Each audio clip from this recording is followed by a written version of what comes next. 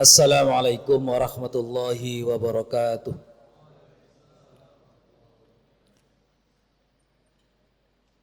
Alhamdulillah wa syukurillah wala haula wala quwata illa billah.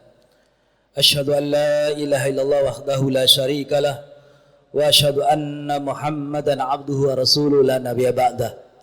Allahumma salli wa sallim ala Muhammad wa ala alihi wa sahbihi ajmain. Ittaqullaha haqqa tuqatih wa la tamutunna illa wa antum muslimun. A'udzu billahi minasyaitonir rajim. Bismillahirrahmanirrahim. Rabbi auzi'ni an ashkura ni'mataka allati an'amta alayya wa ala walidayya wa an a'mala salihan tardah wa adkhilni bi rahmatika fi ibadika salihin. Hadirin jamaah salat tarawih rahimakumullah. Patut kita bersyukur pada Allah Subhanahu wa taala yang tidak terhingga, karena sampai malam ke-14 ini kita masih selalu diberi nikmat oleh Allah yang demikian banyak. Maka ucapan yang tidak boleh putus-putus adalah kalimat syukur pada Allah Subhanahu wa taala. Dan kalau lagi kita malas, kita minta kepada Allah agar diberi kesempatan untuk menjadi orang yang bersyukur. Dengan doanya, Allahumma a'inni ala dzikrika wa syukrika wa husni ibadatik. Ya Allah, mohon diberi kesempatan agar kita menjadi orang yang selalu ingat pada Allah, selalu bersyukur kepada Allah, dan selalu beribadah dengan benar sesuai tuntunan Rasulullah Muhammad sallallahu alaihi wasallam. Hadirin rahimakumullah. Sebagaimana ayat yang saya baca tadi, surat An-Naml, surat ke-27, ayat ke-19. Nabiullah Sulaiman alaihissalam adalah makhluk yang amat sangat kaya, luar biasa. Diberikan anugerah oleh Allah Subhanahu wa taala kekayaan yang demikian melimpah. Kemudian juga selain kaya raya, dia sebagai raja, kekayaannya banyak, sekaligus menjadi orang terpintar di dunia. Tidak ada tandingannya. Maha guru besar. Namun dia orang yang bersyukur pada Allah Subhanahu wa taala. Dia selalu mengucapkan hadza min fadli rabbi. Kekayaan yang ia raih, kekuasaan yang ia dapatkan, kepintaran yang ia miliki, itu semua anugerah Allah Subhanahu wa taala. Di dalam ayat ini, dalam surat An-Naml ini, saya mengambil pendapat dari Al-Mukarram Profesor Dr. Din Hafidudin dalam menafsirkan ayat ini, mengatakan bahwa orang yang bersyukur adalah memiliki ciri-ciri pertama sebagaimana dalam ayat ini, wa ala walidayya. Orang yang banyak berterima kasih kepada kedua orang tuanya. Kita sebagai anak tidak akan ada di dunia tanpa orang tua. Kita ingat-ingat wajah orang tua kita. Kita bayangkan bagaimana letihnya, beratnya mendidik kita, membiayai kita. Amat sangat kita menjadi anak yang salah, tidak soleh, kalau kita tidak mendoakan, tidak berterima kasih kepada kedua orang tua kita. Maka agama kita mensejajarkan, hampir mensejajarkan ridha Allah, ridha orang tua. Subhanallah. Jadi orang yang bersyukur adalah orang yang berterima kasih kepada orang tuanya, ayah dan ibunya, ibu dan ayahnya. Dua-duanya harus kita junjung tinggi, kita sayangi, kita cintai, kita doakan setiap saat.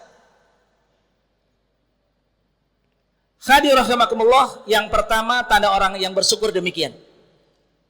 Yang kedua, tanda orang yang bersyukur adalah wa an a'mala sholihan tardoh. Pendapat beliau dari Hafidhuddin mengatakan orang yang bersyukur adalah orang yang selalu melaksanakan aktivitas kesehariannya selalu ada dalam ridha Allah. Selalu ada dalam ridha Allah agar dimasukkan kepada kelompok orang-orang yang soleh. Subhanallah. Ini yang selalu kita minta dalam doa ba'da wudu. Kita selalu mohon pada Allah agar kita dimasukkan pada kelompok orang-orang yang soleh. Orang-orang yang soleh ini adalah orang yang amat sangat mulia, disejajarkan. Dia telah mendapatkan karunia dan nikmat Allah Subhanahu wa taala, disejajarkan oleh Allah sekelas sederet dengan para nabi dan rasul. Allahu Akbar. Hal ini dikatakan oleh Allah dalam surat An-Nisa ayat 69. Wa may yuti'illah wa rasul faulaika ma'al ladzina an'ama 'alaihim minan nabiyyin wasiddiqin wasuhada'i wassalihin. Yaitu orang-orang yang telah mendapatkan karunia dan nikmat Allah Subhanahu wa taala sebagaimana permintaan seorang muslim yang tidak lepas setiap 5 waktu, ihdinas siratal mustaqim, tunjukkanlah kami ke jalan yang lurus, siratal ladzina an'amta 'alaihim, jalannya orang-orang yang telah diberi nikmat. Siapa mereka? Ini. Walahadainahum siratal mustaqima, yakni orang-orang yang telah dapat hidayah. Itu adalah wa mayutiillah, orang-orang yang taat pada Allah, yaitu para rasul, ya. Kemudian yang taat pada Allah dan taat pada rasul, mereka itu siapa? Yakni orang-orang yang telah mendapatkan kenikmatan dari Allah, yaitu para nabi, para syuhada, para solihin. Subhanallah. Jadi orang yang soleh itu adalah orang yang telah mendapat nikmat dan karunia Allah yang amat sangat besar. Bagaimana ciri orang yang soleh? Yang seringkali kita senantiasa kalau ingin menjodohkan seseorang, laki-lakikah dia, perempuankah dia, mudah-mudahan dapat suami yang soleh, dapat istri yang solehah, dapat anak yang soleh dan solehah, yang qurrata ayun. Siapa sebenarnya yang soleh itu? Hadirin rahimakumullah, agar kita faham, agar tidak saja kita ucapkan tapi tidak faham apa itu orang soleh. Dijelaskan dalam Al-Quran surat Ali Imran ayat 113. Ciri orang soleh adalah yang pertama, yu'minuna billah. Orang yang beriman kepada Allah Subhanahu wa taala. Aktivitas manusia apabila tidak disandarkan kepada Allah maka sia-sia. Harus karena Allah semata. Aktivitas seorang mukmin harus disandarkan kepada Allah. Allah menegaskan bahwa amalan orang-orang kafir sekalipun hebat secara manusiawi, tapi di hadapan Allah kasarobim biqi'ah, seperti fata morgana. Mengapa? Karena tidak ada iman di dalam dadanya. Salat kita, puasa kita, infak sedekah kita, tahajud kita, kalau tidak disandar pada iman pada Allah, sia-sia. Orang soleh selalu disandarkan aktivitasnya pada iman pada Allah. Yang kedua, wal yaumil akhir. Ciri orang soleh selalu hidupnya disandarkan kelak akan diminta pertanggungjawaban di sisi Allah Subhanahu wa taala. Sebuah hadis menjelaskan manusia tidak beranjak dari tempat berdirinya kecuali ditanya. Yang pertama ditanya tentang salatnya. Maka orang yang soleh, salat merupakan pakaian hidupnya, lifestyle-nya, gaya hidupnya. Setiap hari kita perbaiki bagaimana dia berhubungan dengan Allah Subhanahu wa taala, karena salat merupakan Isra-nya, Mi'rajnya dengan Allah, Subhanahu wa taala. Dikatakan oleh Allah Subhanahu wa taala dalam surat Al-Baqarah ayat 45, "Ista'inu bis-sabri was-shalah. Wa innaha lakabiratun illa 'alal khashiyin." Salat itu berat. Berat sekali. Saya saksikan keseharian orang berpuasa, rata-rata puasa orang-orang Islam. Enggak tahu puasa benar atau enggak. Tapi sholat tara. Jarang. Mohon maaf, saya ngobrol dengan bapak mamang itu. Apakah itu mamang tukang sayur, tukang ojek. Luar biasa puasa mereka. Puasa, tapi tidak sholat. Memang Allah mengatakan, wa innaha lakabiratun illa 'alal khashiyin. Sholat itu berat. Kecuali orang yang khusyuk. Siapa orang yang khusyuk?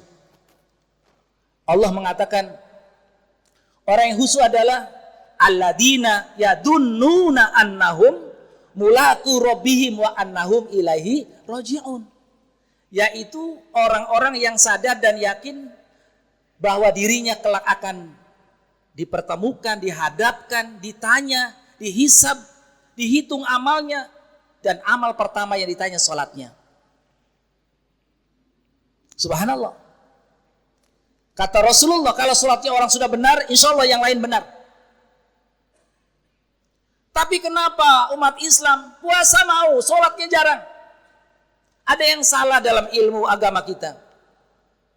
Padahal kata agama kita mengatakan bahwa sholat itu ibarat tiang dalam rumah. Betapapun bagusnya rumah, kalau tiangnya tidak bagus, roboh dia. Infaknya 0, hajinya 0, puasanya 0 kalau tidak sholat. Kalau sholat dengan puasa jadi 10, dengan haji jadi 100, dengan infak jadi 1000. Kenapa banyak orang gak sholat? Karena dia belum faham arti soleh. Ini. Jadi kalau orang yang soleh adalah selain iman kepada Allah, dia percaya akan datangnya hari pembalasan. Dan ini pasti. Ketika tahun 1999, geger bahwa akan ada hari kiamat. Tanggal 9 bulan 9, jam 9. 2012 sudah begitu. Akan datang hari kiamat jam 12, tanggal 12 begitu juga. Ya. Bahkan di daerah-daerah negara-negara tertentu ada yang bikin kapal kayak kapal Nabi Nuh. Percaya dengan adanya kiamat. Tetapi tidak faham dengan apa itu kiamat. Hari di mana manusia mempertanggungjawabkan apa saja yang ia lakukan. Kemudian selain dia percaya kepada Allah, percaya kepada datangnya kiamat, dia juga orang soleh adalah yang selalu ya'muruna bil ma'ruf wa yanhauna 'anil munkar. Ini ada tantangan untuk kita. Orang di luar Islam sudah siap siaga, bersatu padu mereka untuk menghalangi agama Allah. Ini ditegaskan dalam surat Al-Anfal ayat 38. Al-Anfal 36. Mereka orang-orang musyrik, orang munafik, orang kafir dan lain sebagainya bersatu padu menghalangi agama Allah. Kalau kalian orang Islam tidak bersatu padu, bersinergi, saling bantu-membantu untuk menegakkan agama Allah, kalau mereka itu adalah orang yang amar nahi, kemudian mereka itu menyuruh kemunkaran, mengajak kepada keburukan,